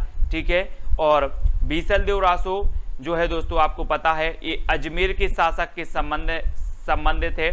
ठीक है, अजमेर के शासक थे विग्रहराज। विग्रहराज इसके नायक हैं, ये भी याद रख लेना है। बीसलदेव राज के नायक कौन है अगर पूछा जाए तो विग्रहराज हैं। और ये श्रृंगारिक रचना मानी जाती है बीसलदेव रासो। ये चीज भी आपको याद रखनी है। ठीक है, अगला देखो, अपभ्रंश का भवभूति किसे कहा जाता है? अपभ्रंश का भवभूति बताना है। और दोस्तों आपने पता होगा यहाँ पर क्या रहा? भवभूति। भवभूति से नहीं लग रहा है आपको कि भभूति? भभूति क्या करते हैं पंडा लोग? क्या करते हैं? अपनी भभूति अभूति लगाई मुंह में, है ना, सब जगह टीका ईका लगाया, भभूति लगाया और भगवान के पास पहुंच गए और पुष्प चढ़ाने। क्या चढ़ाने? पुष्प चढ़ाने। तो अपभ्रंश का भवभूति किसे कहा जाएगा? भभूति से भभूति लगा लो आप। तो किसे कहा जाएगा? पुष्पदंत को, क्योंकि हम भभूति अभूति लगाकर कहाँ पहुंचे? पुष्प चढ़ाने पहुंचे। तो पुष्पदंत जी आपको पता होगा दोस्तों, ये अपने आप को क्या मानते थे? अभिमान मेरु मानते थे। इन्होंने अपने आप को अभिमान मेरु की उपाधि दी थी। इनका एक ग्रंथ है महापुराण, है ना, पुष्पदंत जी का, वो भी आपको याद रखना है। ठीक है, और अपभ्रंश के प्रथम कवि कौन है? स्वयंभू। ये अपभ्रंश के प्रथम महाकवि हैं, है ना। और स्वयंभू को हिंदी का प्रथम कवि किसने माना है? तो वो माना है किसने? राम कुमार वर्मा ने। ये चीज भी आपको याद रखनी है। ठीक है, राम कुमार वर्मा। और सरहपा के बारे में तो मैंने आपको बताया था कि सरहपा की जो रचना है एक कौन सी है? दोहा कोश है ना। सरहपा मैंने आपको कई बार बताया है कि आप कभी बोलोगे कि सर दोहा सुनाओ, सर दोहा सुनाओ, तो मैं वही वाला सुना दूंगा कि पोथी पढ़ पढ़ जग मुआ पंडित भया न कोई, 2.5 अक्षर प्रेम के पढ़े सो पंडित। वही वाला दोहा आता मुझे तो, है ना। तो सर दोहा सुनाओ, तो दोहा कोश सरहपा, सर से, है ना। और राम सिंह की कौन सी है? पाहोड़ दोहा, पाहोड़ दोहा। ठीक है, तो याद रखना है। अगला बताना, ध्यान मंजरी की रचयिता कौन है? दोस्तों ध्यान मंजरी के रचयिता बताना है अग्रदास हैं, नावादास हैं, कुंभन दास हैं या फिर सूरदास हैं। तो आपका बिल्कुल सही आंसर क्या हो जाएगा? दोस्तों मैं बोल रहा हूं कि आप पढ़ाई कर रहे हो और आपका ध्यान अग्र कहीं नहीं जाना चाहिए, सिर्फ पढ़ाई पर जाना चाहिए, वीडियो पर जाना चाहिए। अग्र आपका ध्यान नहीं जाना चाहिए। तो ध्यान मंजरी के रचयिता कौन होंगे? क्योंकि ध्यान कहाँ नहीं जाना चाहिए? अग्र, तो अग्रदास। ठीक है, नावादास के गुरु कभी कभी पूछा जाता है तो अग्रदास। ठीक है। कुंभन दास के गुरु पूछे जाते हैं तो बल्लभाचार, सूरदास जी के गुरु पूछे जाते हैं तो बल्लभाचार, इनको याद रखेंगे। नाभादास के गुरु अग्रदास, नाभादास की एक रचना है कौन सी, भक्तमाल, कौन सी है, भक्तमाल, ये भी आपको याद रखनी है, ठीक है। आगे देखते हैं हनुमान नाटक के रचयिता कौन है। दोस्तों मैंने एक चित्र आपको दिया है, हनुमान जी के दर्शन करें और फिर हनुमान नाटक के रचयिता बताएं कौन हो सकते हैं। मैंने ये चित्र क्यों दिया है, इसलिए दिया है कि हनुमान जी अपना सीना हृदय फाड़ कर दिखा रहे, हृदय फाड़ कर दिखा रहे हैं और बोले कि मेरे हृदय में देख लो सीता और राम विराजमान रहते हैं, मेरे हृदय को फाड़ कर देख लो सीता और राम विराजमान रहते हैं। तो हनुमान नाटक के रचयिता कौन होंगे, हृदय राम, क्योंकि हनुमान के हृदय में कौन होते हैं, राम होते हैं, हृदय राम। तो आ नंबर आपका बिल्कुल सही हो जाएगा। अब कभी भी आपसे पूछा जाएगा हनुमान नाटक के रचयिता कौन है, तो हनुमान की बात आई है, बोले हृदय राम, हनुमान तो हृदय में राम को रखते हैं, ठीक है। तो आ नंबर आपका बिल्कुल सही हो जाएगा। अगला बताना है दोस्तों बरबे रामायण के रचयिता कौन है, बरबे रामायण। 4 विकल्प हैं, 4 में से चयन करना, 2 सेकंड आपको दिए जाते हैं। और एक चीज बताना दोस्तों कि जब तुलसीदास ने रामायण लिखी, तुलसीदास ने रामायण लिखी, रामचरितमानस लिखी, तो एक चीज बताना कि रामायण पर आधारित इन्होंने रामचरितमानस लिखी, लेकिन इन्होंने बार बार नहीं पढ़ी होगी क्या इसको। हम कोई भी चीज 5 लाइन लिख देते हैं, 5 लाइन अगर कोई अच्छी सी पंक्तियां लिख दी, कविता लिख दी, तो हम बार बार पढ़ते रहते उसी को।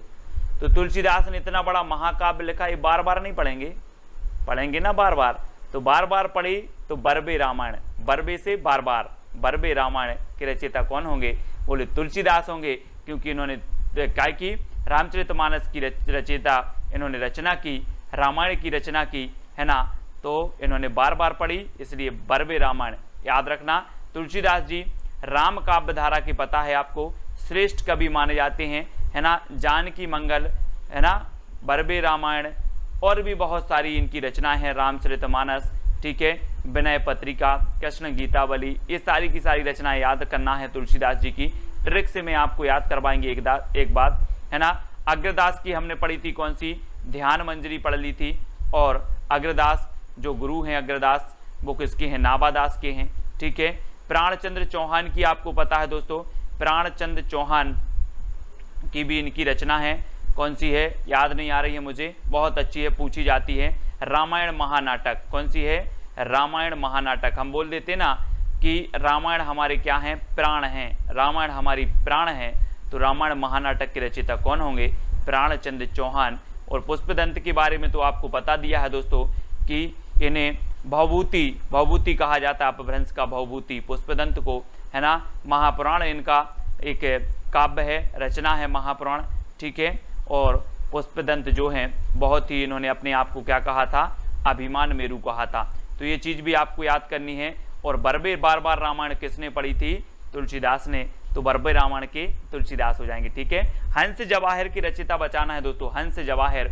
यहाँ पर जवाहर हीरा जवाहरात रखे हैं यहाँ पर, और आप कहीं गए हो काम करने और यहाँ से आपके जो हंस जवाहर क्या हो गए, गोल हो गए, जवाहर गोल हो गए। आपने पूछा कि जवाहर कहाँ गए, तो बोले हंस जवाहर खा गया, हंस जवाहर खा गया। क्यों खा गया, हमें विश्वास नहीं है, बोले कसम से हंस जवाहर खाएगा।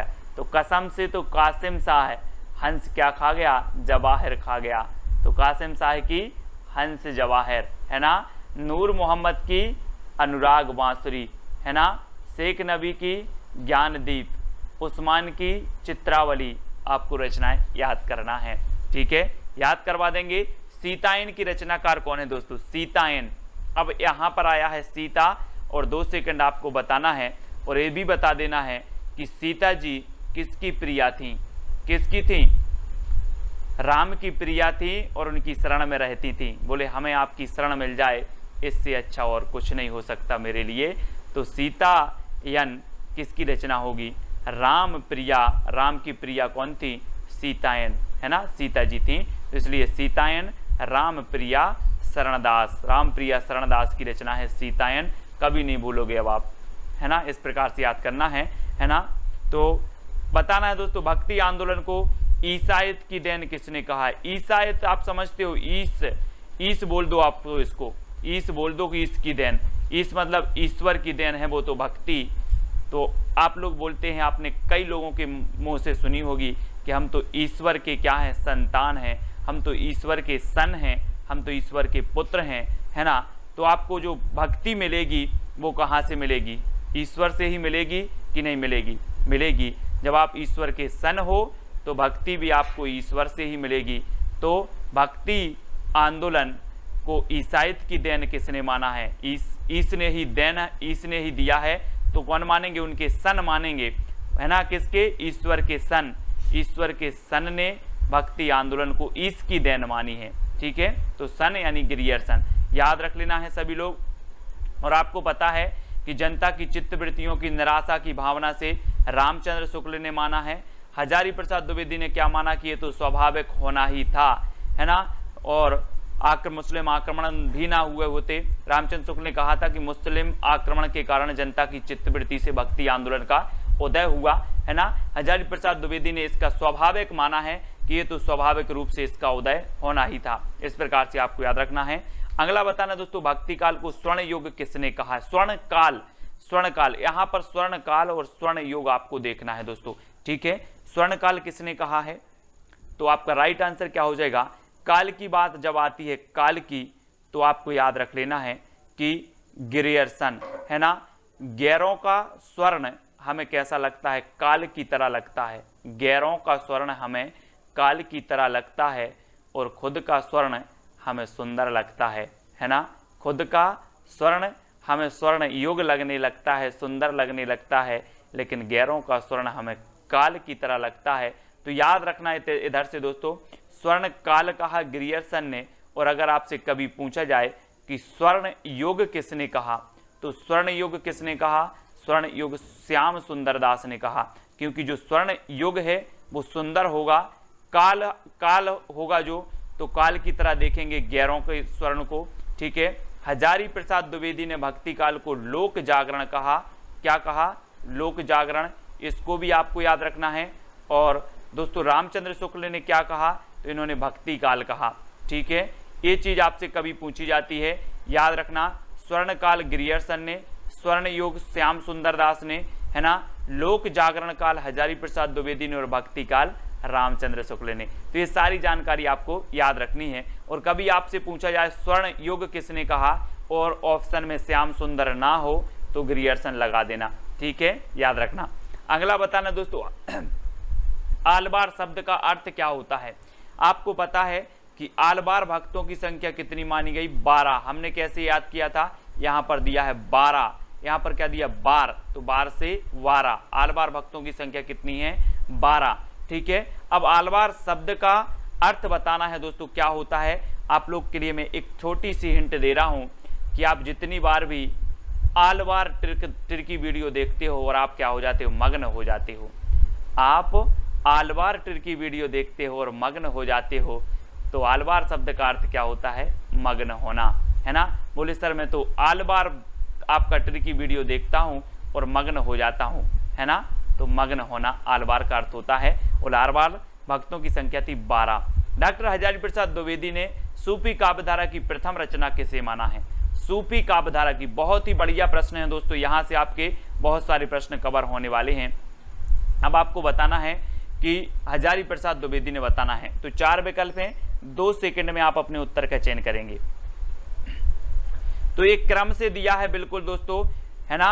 हजारी प्रसाद द्विवेदी ने जो माना है वो ईश्वर दास कृत सत्यवती कथा। किसे माना है? ईश्वर दास कृत सत्यवती कथा। और मैंने आपको याद करवाया था कि ईश्वर की कथा सत्य होती है और इस कथा को हम एक बार नहीं कितने बार पढ़ेंगे? 1000 बार पढ़ेंगे। कितने बार पढ़ेंगे? 1000 बार पढ़ेंगे। तो हजारी प्रसाद द्विवेदी सूफी काव्यधारा की प्रथम रचना किसे मानेंगे? किसे मानेंगे? ईश्वर दास कृत सत्यवती कथा को, क्योंकि ईश्वर की कथा सत्य होती है और सत्य कथा को हम 1000 बार पढ़ेंगे, ठीक है, 1000 बार पढ़ेंगे। तो इसको याद रखेंगे। असायत कृत हंसावली, असायत की रचना हंसावली, जिसका रचना काल 1370 है, ठीक है। मुल्ला दाऊद की चंदायन 1379 इसका रचना काल है। ईश्वर दास कृत सत्यवती कथा 1501 इसका रचना काल है। कुतुबन कृत मृगावती 1503 इसका रचना काल है। एक क्वेश्चन और पूछा जाता है दोस्तों, रामचंद्र शुक्ल ने सूफी काव्यधारा की प्रथम रचना किसे माना है? तो मृगावती को माना है, मृगावती को माना है, और प्रथम कवि माना है कुतुबन को। तो ये चीज आपको याद रखनी है, जिसका रचना काल क्या है? 1503 है। अब एक क्रमबद्ध में अगर कभी पूछा जाए तो पहले हंस लिया करो, पहले हंसो फिर चांद को देखो, पहले हंसो फिर चांद को देखो, फिर सत्य कथा सुनो, और फिर क्या हो जाएगा आप, है ना, मृग को देखो। इस प्रकार से याद करना है कि पहले हंसो फिर चांद को देखो, सत्यवती कथा और मृगावती। ठीक है, इस प्रकार से मैं आपको जो आपकी क्रमबद्ध है ना दोस्तों, वो इसी प्रकार से याद करवा देंगे। क्रमबद्ध वाले जो आपकी रचनाएं हैं, जो आपके कवि हैं, उनको करवाएंगे, दिक्कत नहीं करना है। छिताई वार्ता की रचनाकार कौन है? छिताई वार्ता दोस्तों, यहाँ पर क्या आया है? ताई, और सभी के घर में ताई होती हैं। बोले हमारी ताई बहुत अच्छी हैं, ऐसे बोलते हैं ना, हमारी ताई तो बहुत अच्छी हैं, मुझे नारायण जी की क्या सुनाती हैं? कथा सुनाती हैं, और बोलती हैं कि आप नारायण जी की कथा सुना करो, है ना, आपका क्या हो जाएगा? अच्छा होगा, आप एग्जाम में पास हो जाओगे। तो छिताई से आ रहा है ताई, और ताई किसकी कथा सुनाती हैं? नारायण जी की, है ना। तो नारायण और नारायण की कथा सुनाती हैं ताई। तो छिताई वार्ता के रचनाकार कौन होंगे? नारायण दास। ठीक है, सत्यवती कथा ईश्वर दास की है। तुलसीदास की हमने पढ़ ली थी, रामचरितमानस, है ना, 1574 इसका रचना काल माना जाता है। और अग्रदास की रचना हमने पढ़ी थी कौन सी? ध्यान मंजरी, आपको याद रहना है। ठीक है, अगला बताना दोस्तों, रामायण महानाटक के रचनाकार कौन है? मैंने तो आपको बता दिया है, क्या बता दिया? कि रामायण हमारी क्या है? प्राण है, रामायण हमारी प्राण है। तो रामायण महानाटक के रचनाकार कौन होंगे? प्राण है तो प्राणचंद चौहान, है ना। रामायण हमारी क्या है? प्राण, तो प्राणचंद चौहान LT ग्रेड, है ना, में पूछा गया था ये क्वेश्चन, बहुत ही बढ़िया क्वेश्चन है। कुतुबन की तो मृगावती अपने पढ़ ली है, तुलसीदास की अपन रामचरितमानस, है ना, वर्वे रामायण, रामज्ञा प्रश्न और कृष्ण गीतावली, ये सारी रचनाएं तुलसीदास जी की हैं। गोकुलदास की बात करें तो 252 वैष्णव की वार्ता और 84 वैष्णव की वार्ता, ये गोकुलदास की रचनाएं हैं, है ना, इनको भी आपको याद रखना है। दोस्तों आगे पूछा जाता है श्याम सगाई के रचनाकार कौन है? श्याम सगाई, और दोस्तों जल्दी से बताना है, श्याम जी के जो बाबा थे वो कौन थे? नंद बाबा। आप लोग बोलते नंद बाबा, और नंद बाबा ने बोला कि श्याम अब क्या हो गए, बड़े हो गए हैं, अब इनकी क्या कर दी जाए? सगाई कर दी जाए। किसने सोचा? नंद बाबा ने। तो नंद बाबा ने श्याम की सगाई किसने की? नंद बाबा ने। तो नंददास, श्याम सगाई के रचनाकार कौन होंगे? नंददास। नंददास की दोस्तों क्या है? भंवर गीत भी है, भंवर गीत है ना, और रूप मंजरी है, अनेकार्थ मंजरी भी इन्हीं की है।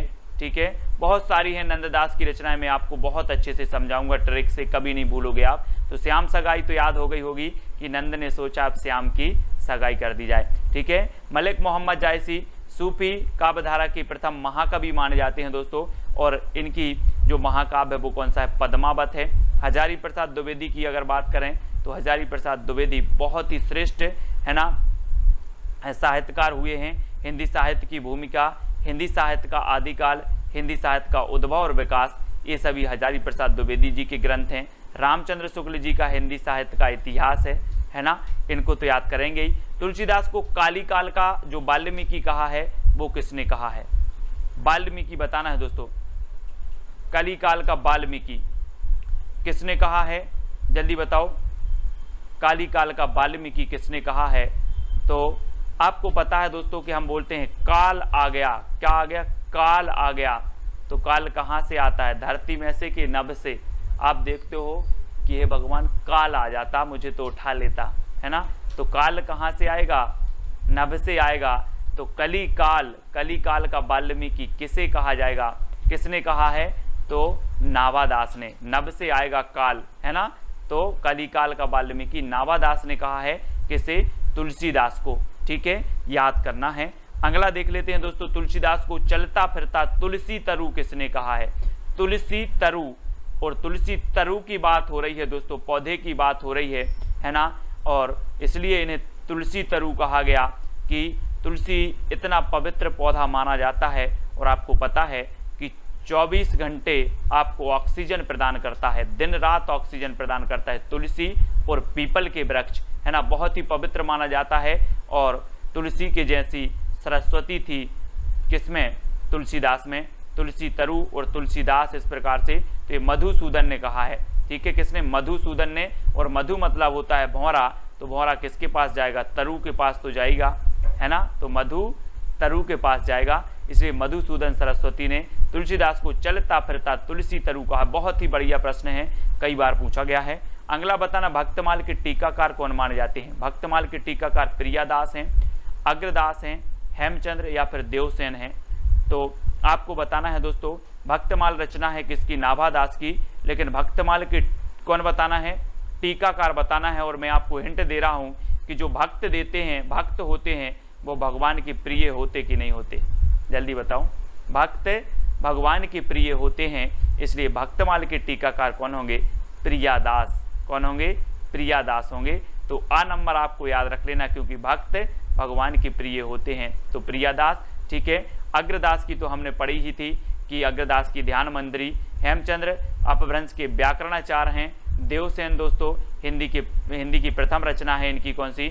श्राप का चार। ठीक है, श्राप का चार 933 ईस्वी जिसका रचना काल है, तो इसको भी आपको याद रखना है। ठीक है, अब दोस्तों आपको एक चैलेंज प्रश्न दिया जाता है कि विनय पत्रिका की भाषा क्या है। आपको कमेंट में इसका उत्तर बताना है, विनय पत्रिका की भाषा क्या है? अवधी, भोजपुरी, ब्रज या फिर मैथिली? तो इसकी भाषा आपको बताना है कमेंट में। सभी लोग, जितने भी लोग देख रहे हैं, सभी को इसका उत्तर बताना है। ठीक है, सभी लोग बताएंगे। और आपका जो पिछला चैलेंज प्रश्न था, चित्रलेखा किसकी रचना है?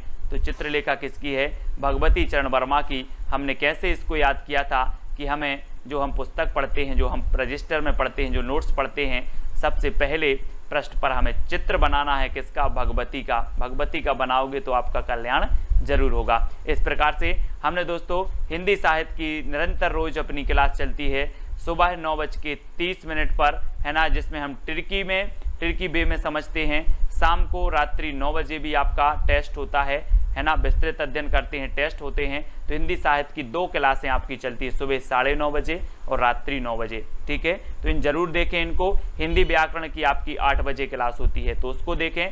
वीडियो को लाइक करें। जो भी अभी टेलीग्राम ग्रुप से नहीं जुड़े वो टेलीग्राम से जुड़ जाएं।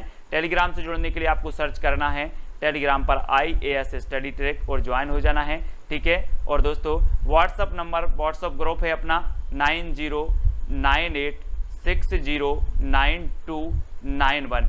ये व्हाट्सअप नंबर है। ये व्हाट्सअप ग्रुप में आप जुड़ सकते हैं। इस पर मैसेज करेंगे तो व्हाट्सअप ग्रुप की आपको लिंक मिल जाएगी, तो आप व्हाट्सअप ग्रुप से जुड़ सकते हो। इंस्टाग्राम में आपको सर्च करना है self study classes Sumit Jain. ठीक है, और फेसबुक पे आपको सुमित जैन सर्च करना है और वीडियो को लाइक करके शेयर अवश्य करना है। वीडियो कैसा लगा कमेंट के माध्यम से अवश्य बताना है और शेयर जरूर करना है। लाइक तो सभी लोग करेंगे। जय हिंद,